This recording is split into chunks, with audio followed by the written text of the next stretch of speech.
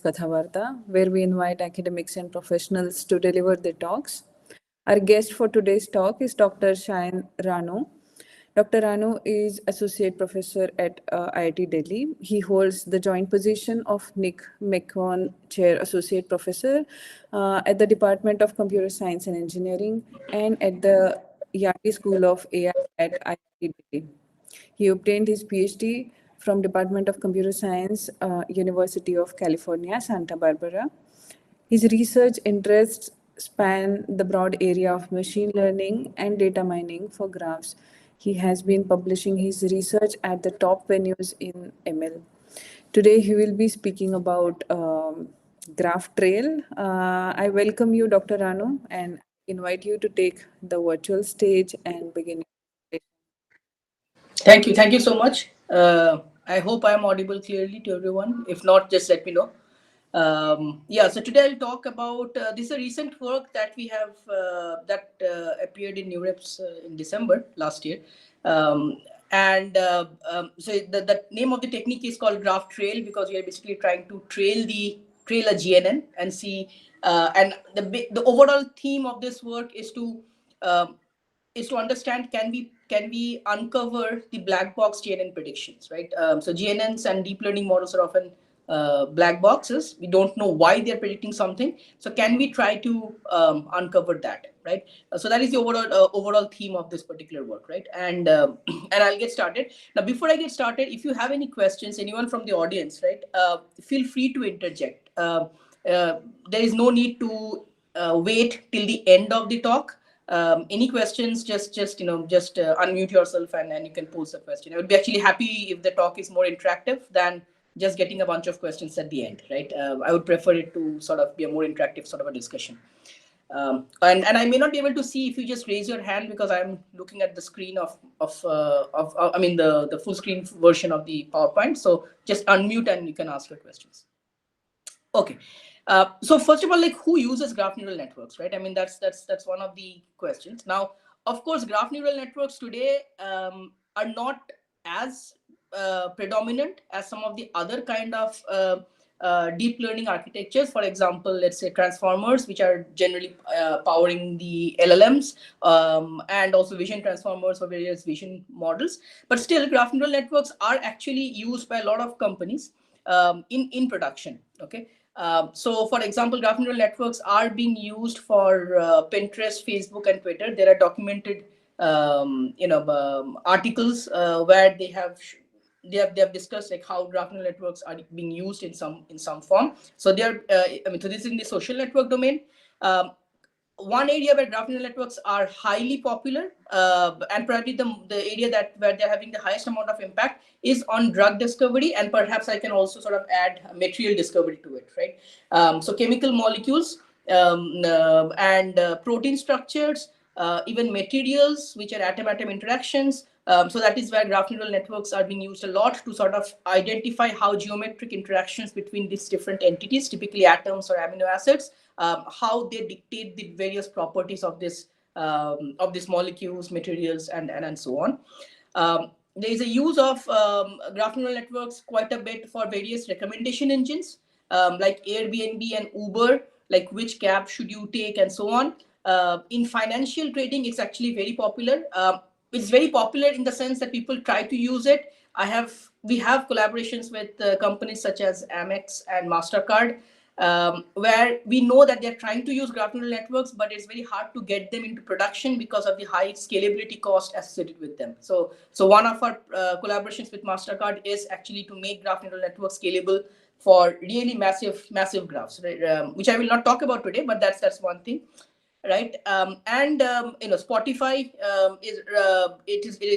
they had released some components of their algorithm, how graph neural networks are powering the recommendation, like which is the next song to be recommended to you. And in Google, in many areas in Google, but one of the perhaps the most important area that we use in our daily life is our Google Maps, where graph neural networks are being used to sort of do traffic prediction and how traffic congestions are going to develop, and then what is going to be the estimated travel time from one point to the other. So again, graph neural networks are perhaps not as popular as some of the other deep learning architectures, but they're still being used a lot in production in various different companies. And it is not a surprise. It is not a surprise because there are graphs. I mean, data being modeled as graphs are all around us, right? As I said, molecules, right? Every atom here corresponds to a node, and the atom-atom bonds correspond to edges, right? So that's a graph. Road networks, right? So every intersection between two roads is a node, and the roads correspond to edges.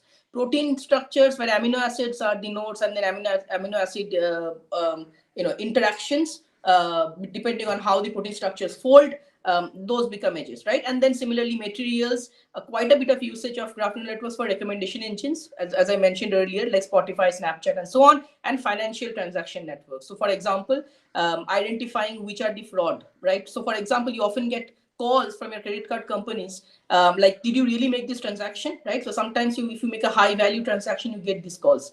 So that is, there is a prediction model that is running in the background, and that is essentially coming up with a score of what is the probability that this particular transaction could be a fraud. And if that probability is above a certain threshold, then the companies give you a call, sometimes automated, sometimes actual human giving you a call and verifying whether you actually indeed made that transaction or not.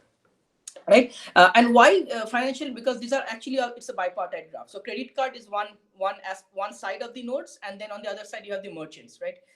Which store you made the credit card transaction in. So that's a bipartite graph. So graphs are all around us, right? So you people are using graph neural networks quite a bit, but then there's this famous quote, right? I mean, with great power comes great responsibility, which essentially in this context, it means that we need. I mean, you have seen this. There's this kind of outcries several times in media, in mainstream media, not really in academia only, which is that we need AI to be explainable, auditable, transparent, and so on, right?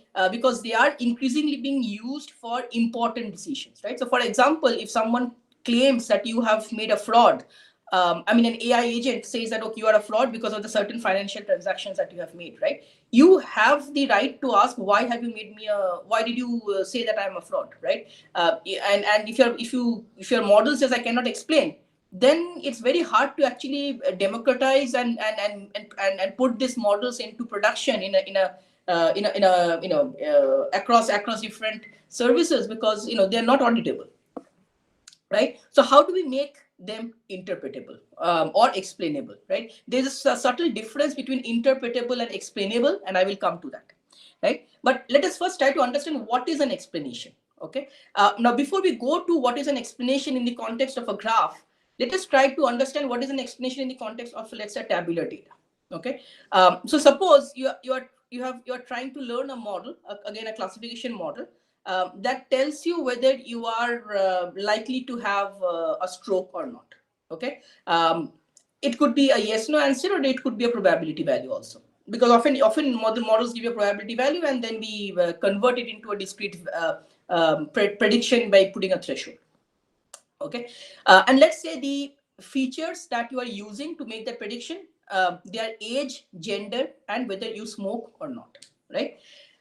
Now, if your model just make a prediction, yes or no, but it cannot say why that prediction was made based on the different features, then it's a black box model, right? But now, if you can say that, okay, I said that you have a high chance of getting a stroke because I am putting 57% emphasis on the fact that you smoke, 32% emphasis on the fact that you have an age of 32, and 11% emphasis on the fact that you are female, right?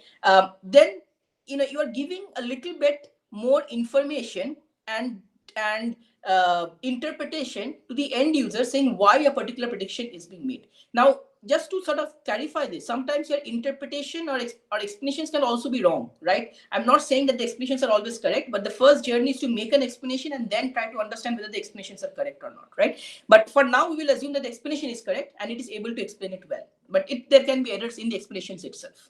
Okay. So this is in the context of a tabular data. Now let's try to think about in the context of a vision, right? So suppose you are given an image and you have to classify the animal in it, okay, or the breed of dog in it, right? So suppose you are given this shown image over here, sorry, over here, right? Now you have a CNN that processes that particular image and predicts that, okay, this dog is an Australian Terrier, right? And now you may ask the question like, okay, why? Why did you make this Australian Terrier as a prediction? Now, there are many ways of, again, predicting, but one of the sort of predominant ways is for the explainer to say, okay, I really focused on this particular regions, right? And it's sort of like a heat map. And based on these features, I made the Australian prediction that this dog is an Australian Terrier, right? And this kind of makes sense because it kind of identifies the region where the neural network really focused to make the prediction. And the neural network is not focusing on other aspects of the, like, for example, the window of the car or something of that sort. And such kind of things have happened in the past, right? So for example, there was a documented result where a model was doing very well in predicting or in classifying wolves, okay? But then later on, they figured out, I mean, through some post-hoc analysis, that it was actually most of the wolves were pictured amid within snow. I mean, they were surrounded by snow, and the CNN or the, I don't remember if it was a CNN or some other model, but the model was actually detecting snow and not the wolf. Okay, so whenever it sees snow, it was predicting the animal as wolf, and that was still doing a good accuracy because most of the times animal associated with snow was wolf. Okay, so this kind of false features being picked up is common in machine learning models. So therefore, now if you can explain and show that no, it is actually focusing on the right area, it gives you more confidence that the model has been trained well.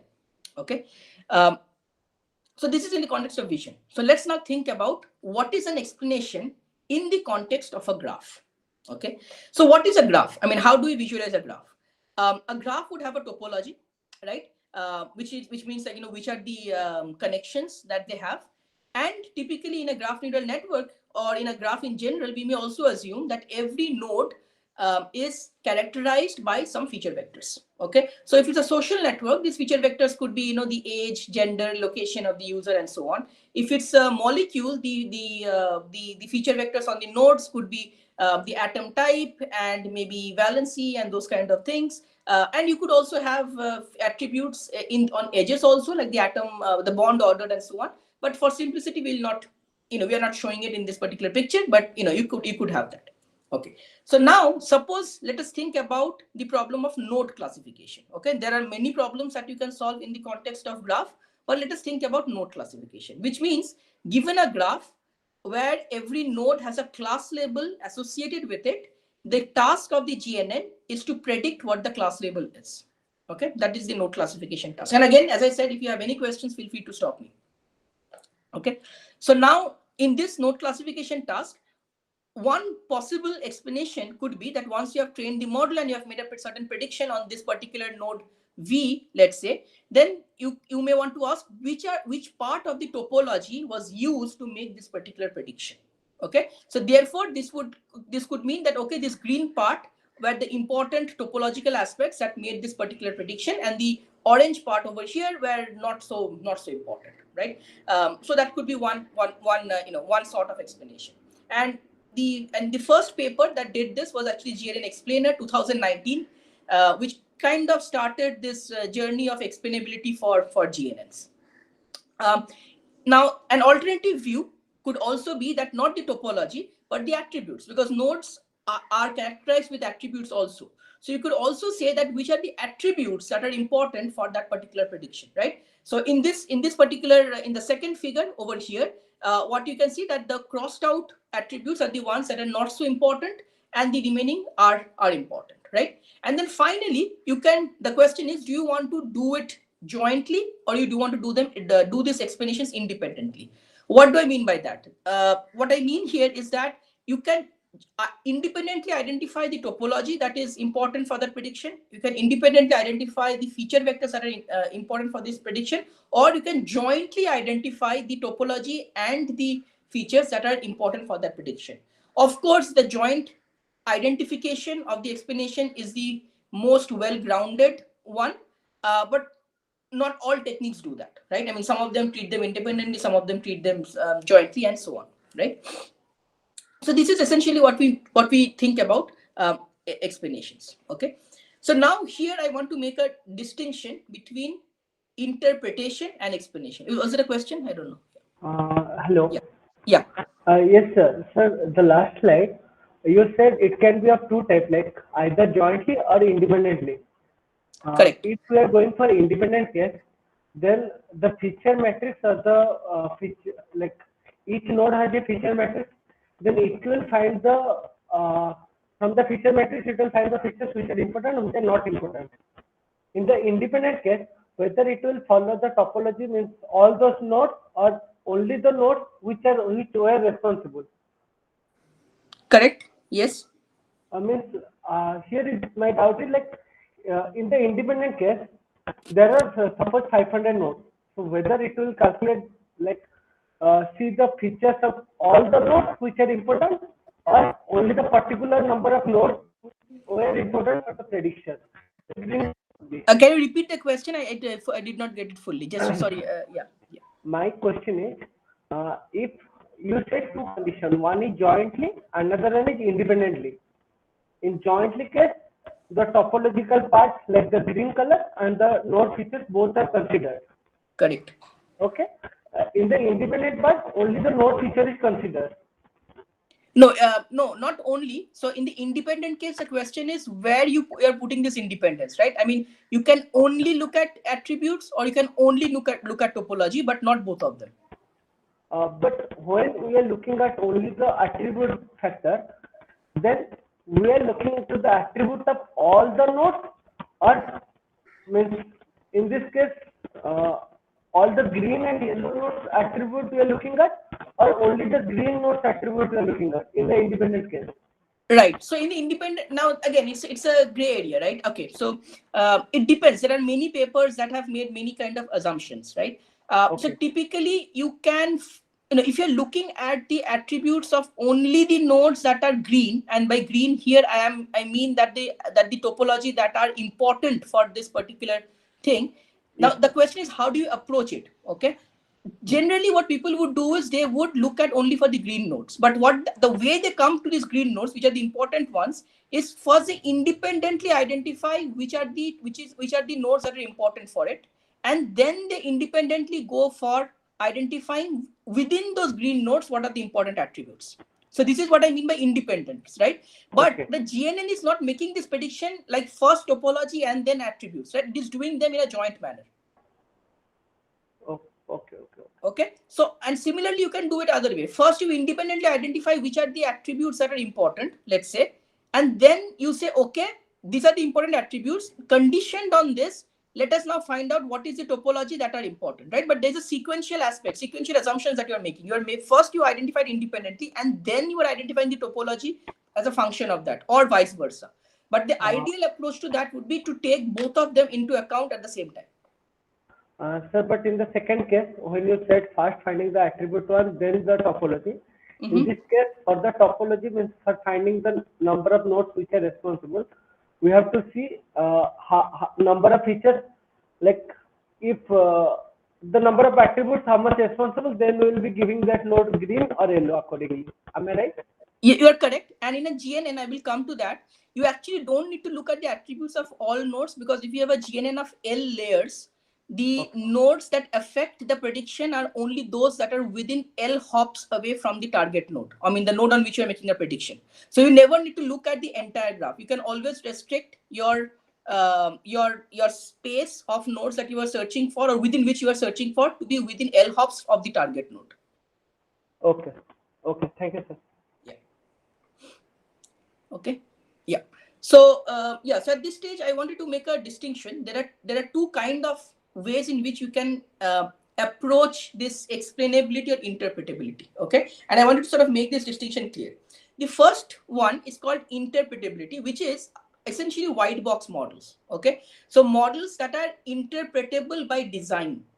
You don't need to explain them. Whenever it makes a prediction, it also tells you why that prediction is made.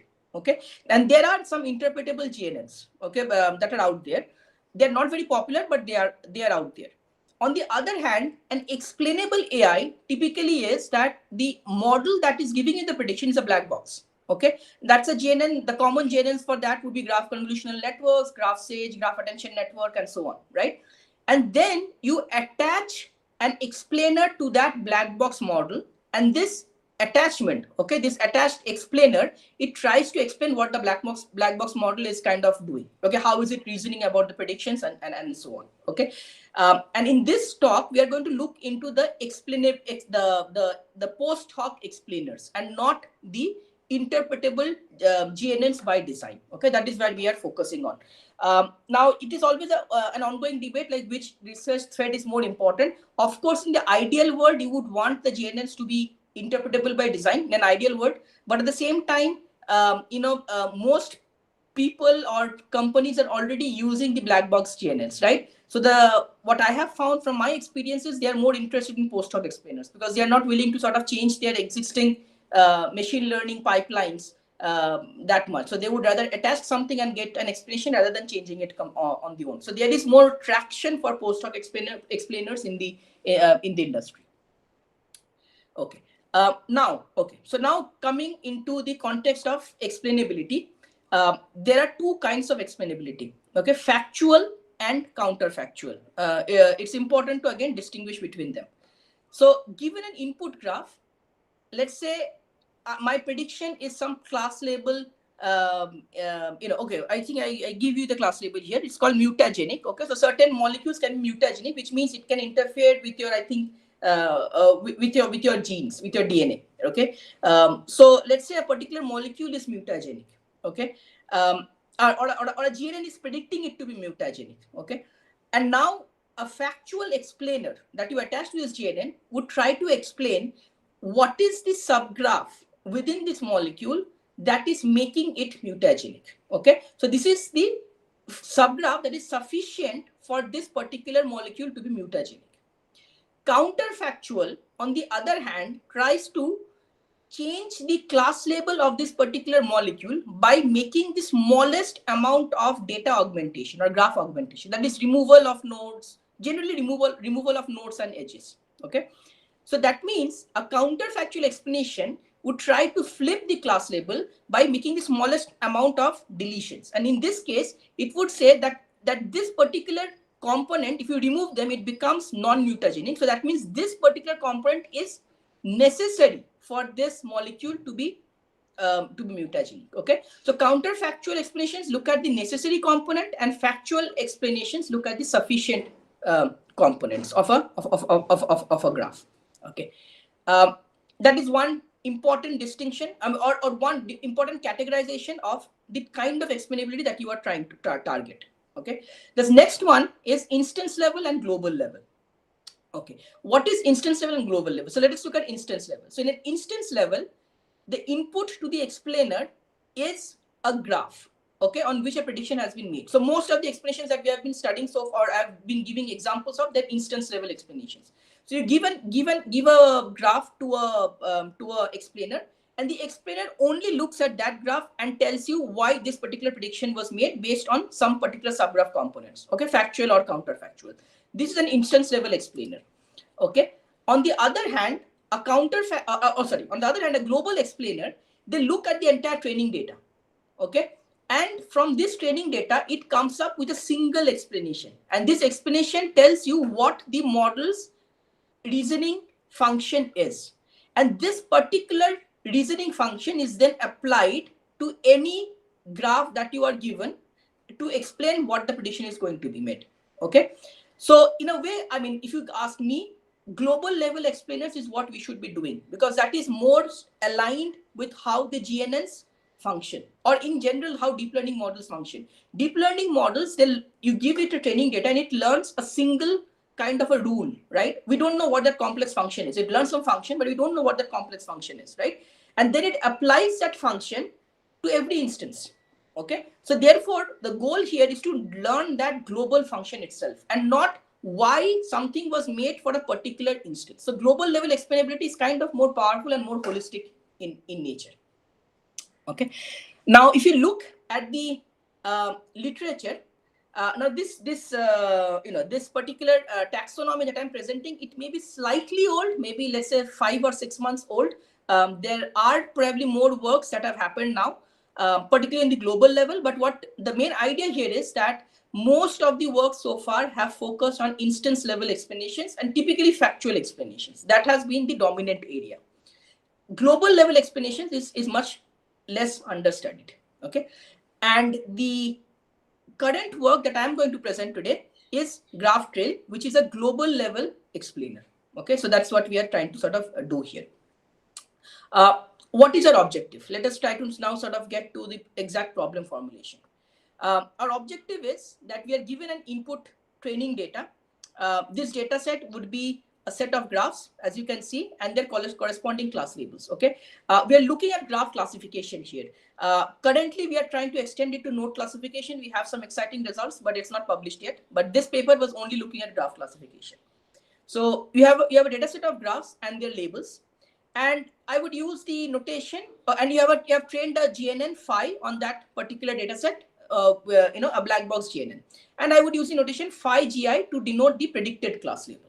Okay, the output that I want is a symbolic function. Okay, over symbolic function f over subgraph level concepts, such that when I apply this function over this particular even any given graph gi, this function is similar or is same to the GNN's prediction with a very high probability. Okay, so the main thing here is that we want to learn a function that is symbolic. That means therefore it is interpretable. It is symbolic over the subgraph level concepts that can mimic what the GNN is doing.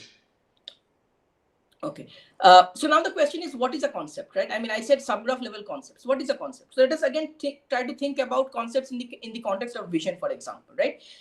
If you are thinking about what are concepts in an image, let's say of in an image classification task of animals, or let's say humans and so on, right? So high level concepts in the context of computer vision could be basic body parts, right? For example, nose, ears. It could also be, for example, color, texture, and this kind of high level ideas.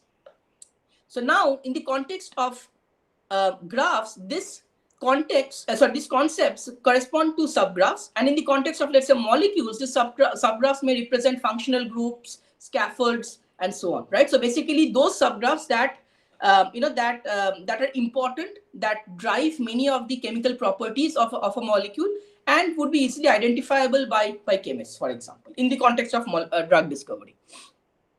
Okay, so just to give you an example here, right? So for example, I talked about mutagenicity, right? So mutagenicity has been studied for years, right? It has been, I mean, it's a well-known problematic I think potentially problematic aspect, because it interferes with your DNA, right? So therefore there are certain known functional groups or structures that are known to induce mutagenicity, right? So ideally I would like the subgraph concepts to correspond to this kind of known mutagenic subgraphs, or subgraphs that induce mutagenicity, and I would like to discover them on my own independently when given a particular set of graph data set on which I'm trying to classify, right? So this is what would be a concept. And then what would be an explanation? What do I mean by a symbolic expression over these concepts? It could be that I have learned a function that gives a prediction that something is mutagenic if it has either this particular subgraph, or this particular subgraph, or this particular subgraph, or this particular subgraph, right? So this is like a boolean operation over this subgraph level concepts. Now it need not be only or. I mean, we actually experimented with and the negation as well, and you can try to enrich them with other kind of operators also, right? You can, you can, for example, use exclusive or you can even give plus minus and those kind of things. But plus minus in the context of subgraphs do not really make much sense, right? So therefore, we did not use them. We use only boolean operators. Okay. Any questions at this stage? I hope. Yeah. Okay. Right. So now the question is, therefore, how do I solve this problem? And I think the most important slide is over here. Before, I mean, this is gives you the high level idea. So there are essentially two important sub steps. The first one is identifying what the subgraph level concepts are, very important. And the second part is, how do I now learn a function over these concepts, right? So what do we do for that? For this, to learn this high level function, this function or higher order function over subgraph concepts, we use a teacher student model. So the teacher student model works like this. So suppose you are given the input data graphs, and I have learned a GNN, and that GNN is giving me prediction. So this is given to you, right? And I call this GNN the teacher model. Now what I do is, from this input data, first I identify the concepts, and I will explain how the concepts are identified. And once the concepts are identified, then what we do is, every graph is represented as a concept vector. In other words, I strip out every other detail other than the concept. So for a graph, I convert that into a vector, and this vector is a presence absence vector of each of the important concepts. Okay, like even if a concept is present, then that corresponding dimension is 1, otherwise that corresponding dimension is 0. So it just looks at which concepts are present and which concepts are absent. Every other detail is thrown out. And then I pass this concept vector, which is essentially a different form of representation of the graph, to a white box student model. Okay, this student model is trained to learn an equation, as I said, equation by using boolean operators, to make a prediction, like what the class, to make a prediction on that particular graph. And the student model is trained so that the prediction of the student matches the prediction of the GNN. Okay, so that is the teacher-student paradigm using which we are trying to sort of solve this problem. So in other words, the student is a white box, and I'm making the white box model mimic the black box model. So therefore, if the white box model can tell me what function it is, I can be reliably sure that, okay, this function is essentially what the GNN has learned. This is the idea. And the concepts are mined based on what aspects, what are important for the GNN. Okay, so the concepts are not mined independently of the GNN. The concepts are mined as a function of the GNN. And I'll explain how that is being done. Okay, so any question, because this is, I believe this is the most important slide, right? I mean, the other details you can actually find out from the paper, but this student teacher paradigm is what I think is the most important one. Okay. Can you say about this concept vector? This concept vector, right? Okay, Yeah. so yeah, the concept vector essentially is, so suppose, okay, so what am I doing here? So given the graph database, first I identify the concepts, and concepts are nothing but subgraphs.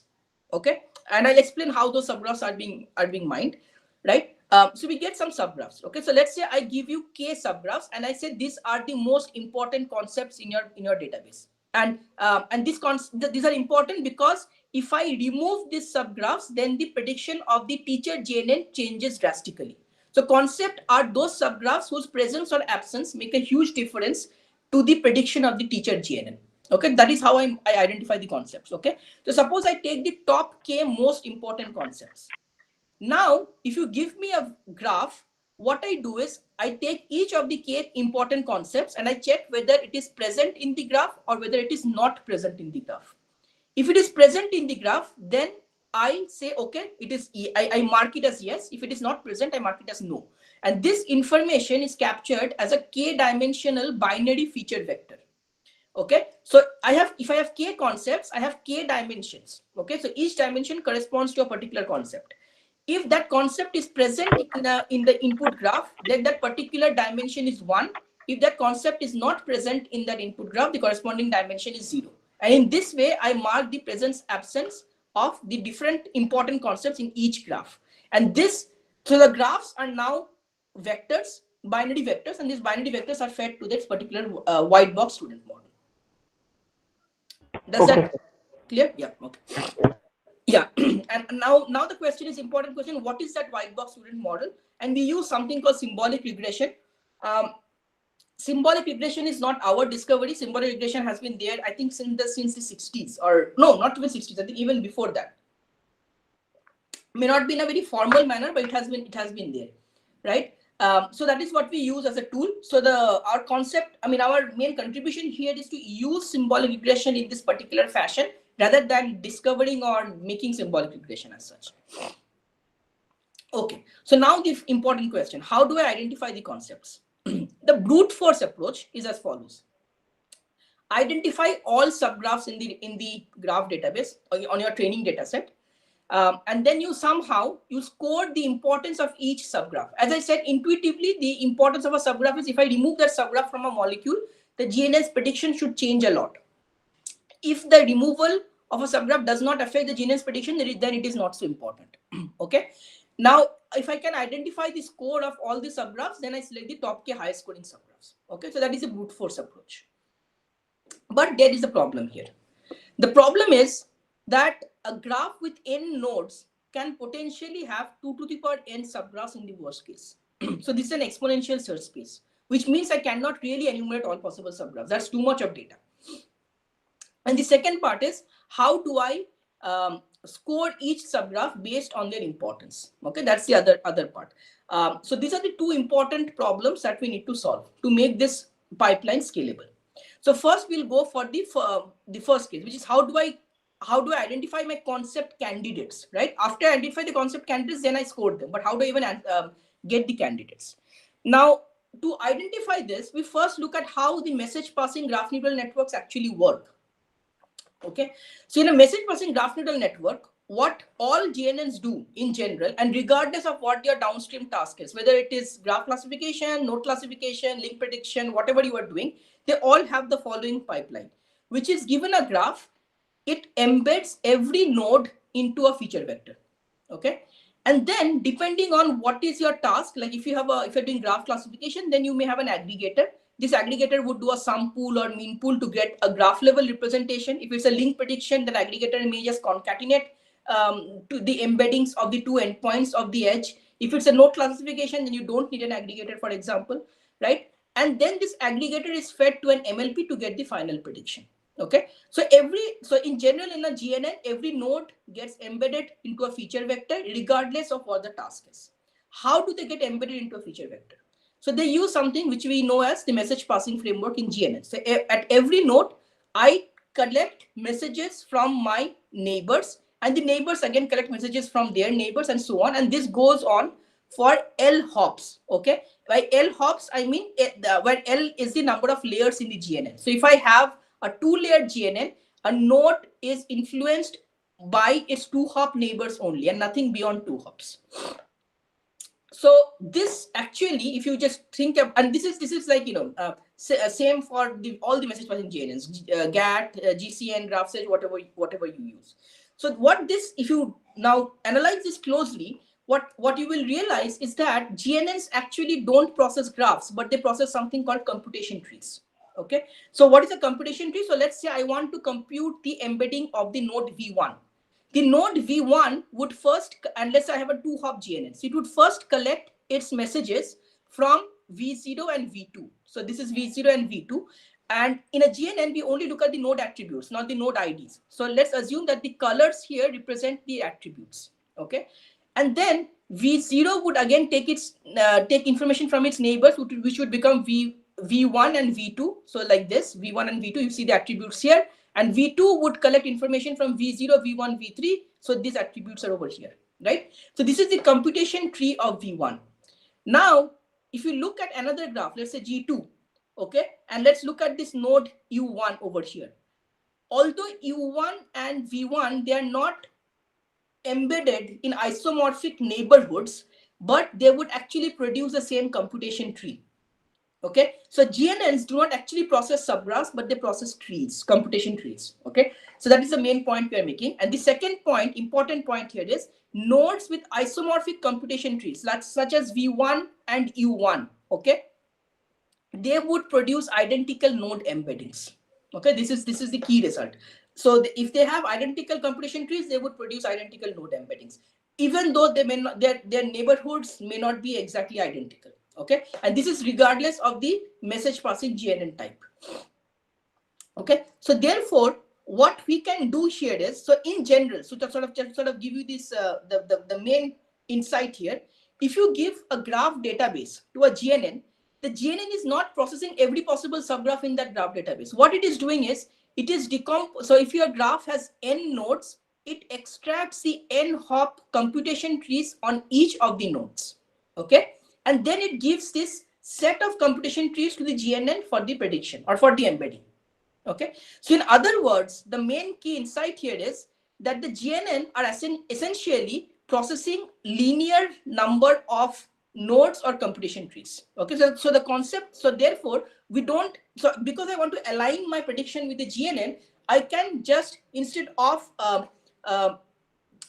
enumerating every possible subgraph, I can just enumerate every possible computation tree, and the number of computation trees is linear to the number of nodes. And this makes sense because this is what the GNNs are doing anyways. Okay. I think there is a question, Pankaj. Yeah, go ahead. Hello, good morning, sir. Sir, I yeah. have a question in previous slide. Mhm. Sir, here we are saying that nodes around non-isomorphic ego graph may map to isomorphic computation tree. Isn't that going to be a problem in long run? It is a problem, or it is a limitation of GNNs, right? But it's a well-known Okay. limitation, right? So just to sort of give you the main context here, we know MLPs are universal task approximators. Okay, I mean, what does it mean? That given any unknown hidden function, it can learn that function within a certain error bound. GNNs are not universal task approximators, and the main reason is this particular result, that non-isomorphic nodes or subgraphs can, or graphs in general, non-isomorphic graphs can produce the exact same embedding. So GNNs cannot distinguish between graphs. I mean, or it is not guaranteed that it will be able to distinguish between graphs. So GNNs cannot detect graph isomorphism. Okay, that is sort of the key result. Now, does that mean GNNs are not useful? Not really. GNNs are useful. They are being used in practice. There are important results about the expressive power of GNNs also. For example, they are as expressive as Weisfeiler-Lemon kernel. There are some seminal results over there, right? So they're still useful, but they have limitations. So I think that is the way I would look at it. So GNNs have limitations, but that does not mean they're not useful at all. Okay. Any other questions? Am I audible? Yeah, go ahead. Yeah, so here you mean GNNs which are as expressive as 1WL, right? GNNs are at most as powerful as 1WL, yes. Like in this case, so like we can have GNNs which are more expressive because they work on tuples of nodes. Yes, and then yes. In that case, Yeah. so you're not talking about those GNNs. I'm not talking about those. So I'm looking about the message passing GNNs, but there are higher order GNNs, even graph transformers are more powerful than 1WL, right? Because they are looking at all pairs attention as a function of shortest paths or something, right? Or the eigencentrality, something. Those kind of things have been used, right? So yes, so I'm talking about message passing GNNs. Okay.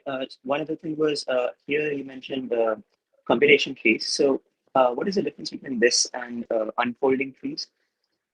What is an unfolding tree? I don't remember the definition of that.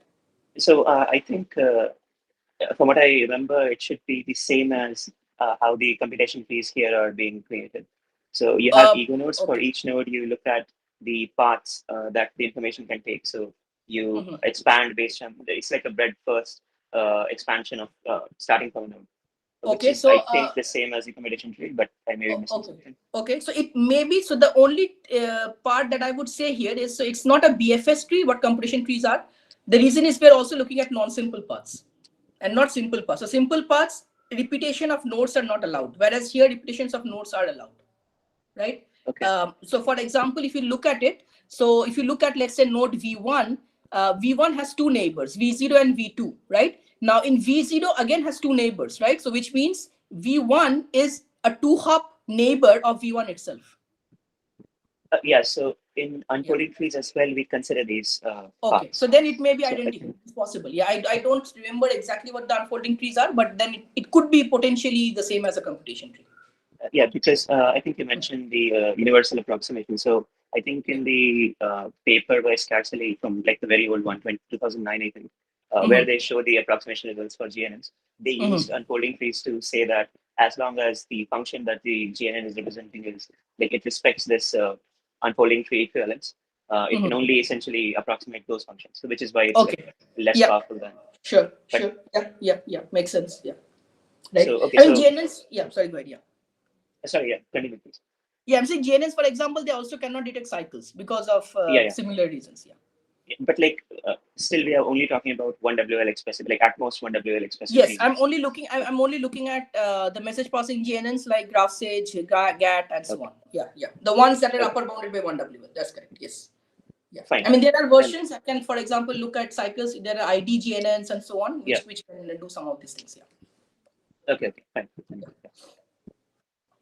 Okay. So now what we are basically doing is that instead of searching for concepts over all possible subgraph, search for the important computation trees. That is what we are trying to do. And that solves the scalability aspect, which is now our search page is linear.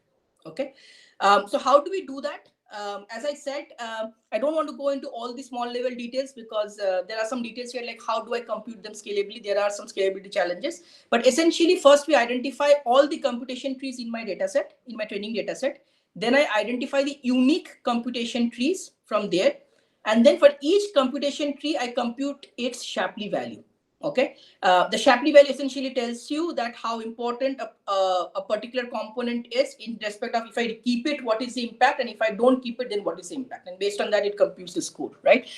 Shapley value is expensive to compute, so we made some, and how do you remove a concept from a graph, right? So we made some interesting engineering things over there. Those details I will skip. Okay, but essentially we are now ranking every computation tree based on its Shapley value, and then finally my final concepts that I'm going to use are the top k concepts with the highest Shapley values. That is what I'm going to use. Okay, so now once I have this, then the thing is, okay, let's just go ahead and apply symbolic regression. As I said, this is not our proposal. Symbolic regression has been out there, but quickly, what is symbolic regression?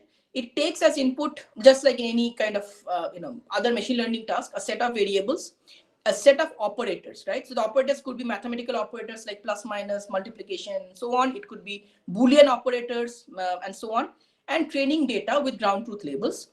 It outputs a formula over the variables using the provided operators, so that the function when applied on a particular data entity gives the correct class label of that particular data entity. Okay, and because it's the symbolic formula, you have full idea about what is the exact operation being performed. Okay, so now how do I apply it in our context? So in our case, the variables are the top k concepts or the computation trees, the ones with the highest Shapley values. The operators are Boolean operators, and we used or and negation. Okay, but you could use other things. In our judgment, they seem to be enough. And the training data in our case are essentially the concept vector representations of the graphs, which I explained earlier. And the label is not the ground truth label, but the GNN's prediction, because I want this symbolic regression to mimic the GNN, not the ground truth label, right? So therefore, the ground truth label for symbolic regression is essentially the GNN prediction on that particular graph. Okay, and that is it. So if I go back to my original pipeline diagram that I had shown, right, it's the same thing.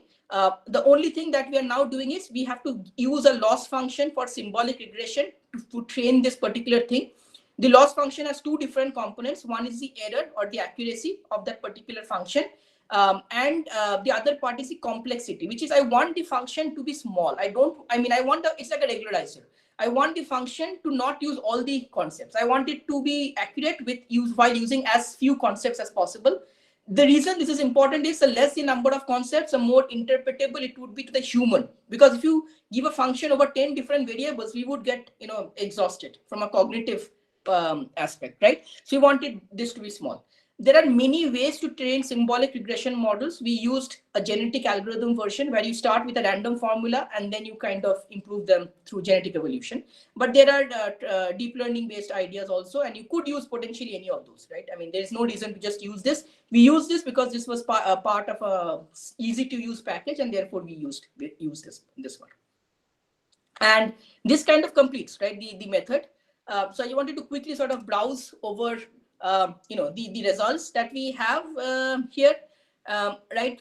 So the first thing is so there are not too many baselines, as I said, right? There was only one paper, which is GLG, that came up, I think, in ICLR, ICLR last year, probably,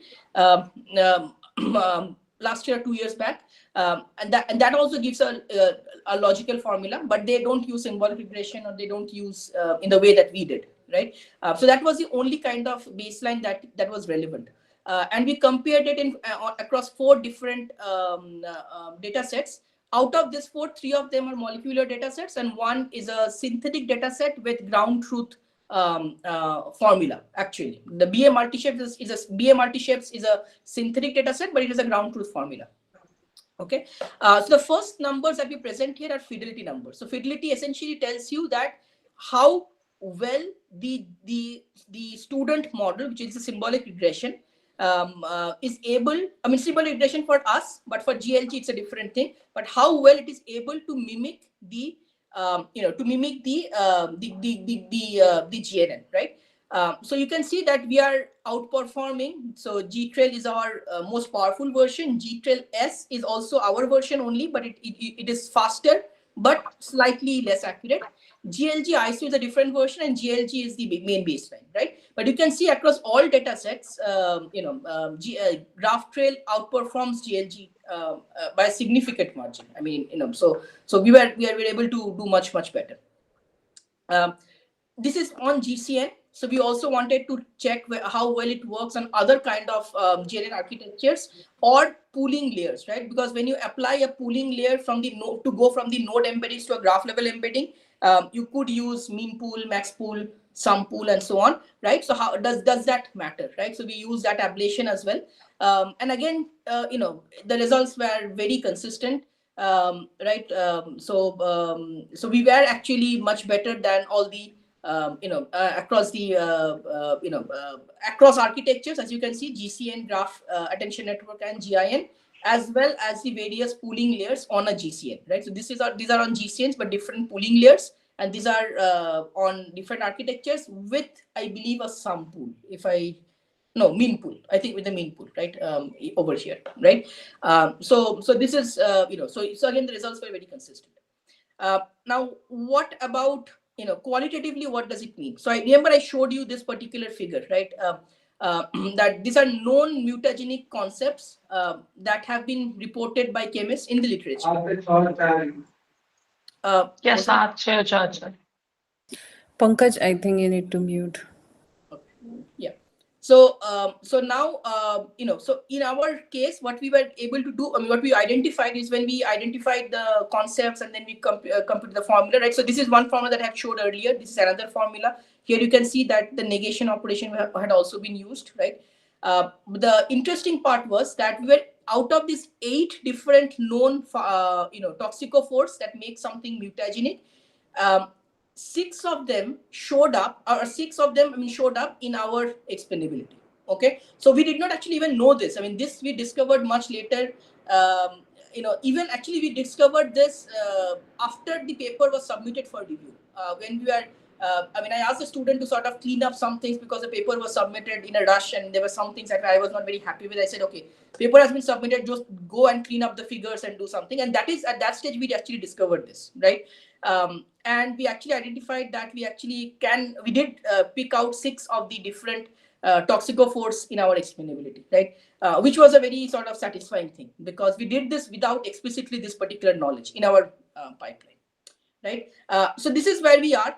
A limitation of this is this particular GraphTrail is not easily something that you can extend for node classification, or for that matter anywhere where the nodes are characterized with attributes, because tree isomorphism and those kind of ideas fail over there. So that is what we are working on. We have some exciting results. We are doing fairly well, where we are using GNNs and LLMs to sort of do the explainability, but it's not published yet. It's still ongoing work, but I'm excited about it, right? Yeah, so that is what it is, right? So there are many fine-grained details. The paper is available, the code is available, and this is this is not just my work. I think most of the work was done by Buruj. He is the main author over here, and then also Manthan. They are the 2 student authors over here. They are the main authors, and this is me, and this is one of our collaborators, presenting this paper at NeurIPS, right? So yeah, so I think that is all.